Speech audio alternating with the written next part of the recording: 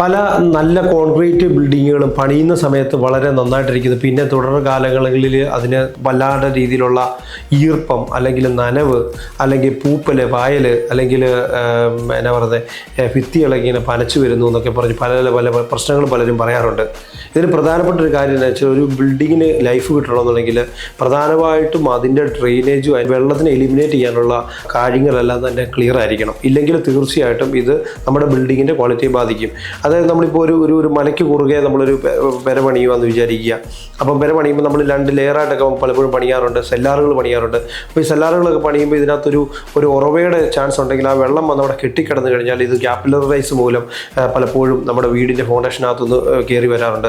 അത് നമ്മുടെ ജോയിൻട്രീസിനെ പലപ്പോഴും നശിപ്പിച്ച് കളയാറുണ്ട്. വുഡൻ കാർപ്പൻട്രി മെറ്റീരിയൽസ് നശിപ്പിക്കാറുണ്ട്. പിന്നെ അതുപോലെ തന്നെ ചെതലുകൾ കൂടുതൽ വരാനുള്ള ചാൻസുകൾ ഉണ്ടാകാറുണ്ട്. പിന്നെ അതുപോലെ തന്നെ ഫംഗസ് ഉണ്ടായിട്ട് ഈ ഭിത്തി ഭയങ്കരമായിട്ട് പൊളിഞ്ഞു പോകുന്നതായിട്ട് കാണാൻ പറ്റുന്നുണ്ട്.